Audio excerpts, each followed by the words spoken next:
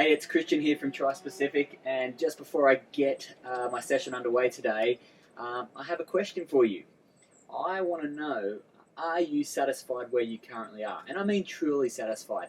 Or do you want more for yourself? More for yourself than just watching life go by. Look, I really enjoy the current chapter in my life story.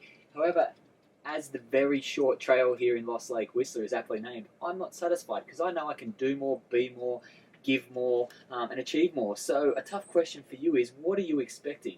Now, are you expecting to be strong, fit, fast, and healthy? Or do you imagine yourself continually sick, riddled with injuries, or just can't get the breakthrough results that you are after?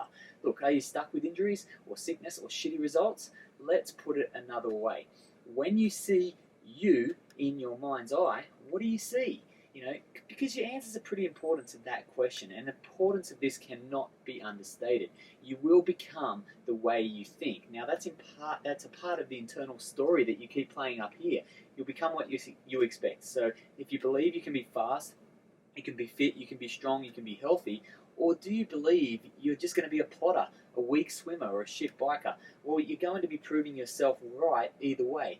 Remember, when you argue for your limitations, they are yours, my friend.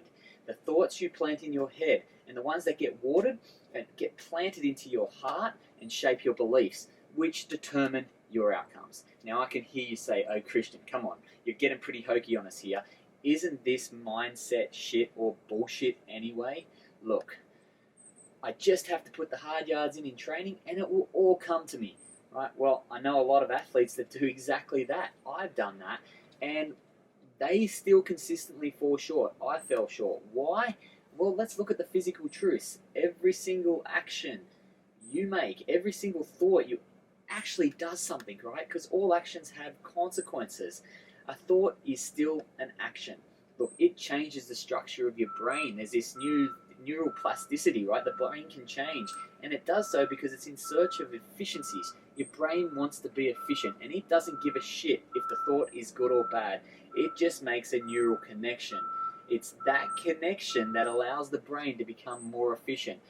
The more of the same thought, the more you strengthen, the more you brand that neural pathway into the brain.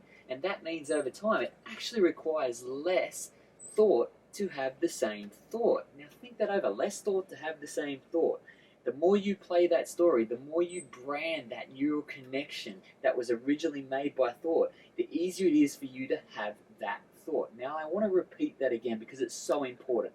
The more you play the story in your head, the more you cement, the more you brand that neural connection that was originally made by thought, the easier it is for you to have that thought again and again. So your thoughts can become common to your brain. You can create habitual thoughts, and these thoughts can be both good and bad. So, and more so, the habitual thoughts will manifest themselves in your body and your life. And this is why you need to stop and listen to the story you're playing in your head. And these crazy projections that we come up with in our imaginations that run wild on the negative shit that will cut you down. So, I ask you this, what future are you loading for yourself? What do you see yourself in the future? Where do you see yourself? What you need to see is what you really want to see. Want to be fit, strong, healthy? I see myself flying up big mountain passes with Mark and Charlotte when I'm 50 and he's 16. And of course, I also see ourselves hurtling down killer bike trails on boards or skis or whatever. See, I'm building my own superhero story because I played the victim for too long. And playing the victim is like that vampire that literally sucks the life right out of you. Now, here is a need.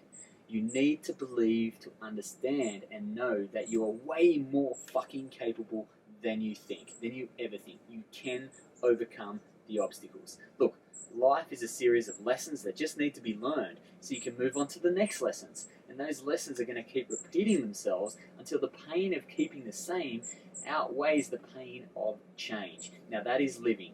If you're sick now, injured, have screwed adrenals, the list goes on. You just need to know and believe that soon you will not be.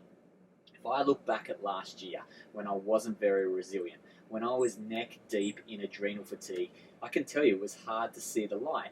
But sitting here now on my bike, bloody resilient, fit, strong and healthy, look, it seems soon enough right now, and I got a load of lessons that I can help people out and have helped people out with. So it's good. There's a positive in everything. So here's the steps. Put good positive thoughts in your head. Yes, I know this is hard when the chips are down and you cannot always be on the up, right? But remember, as I said before, the brain loves efficiencies and you have to be careful about the thoughts that become easy for your brain to have.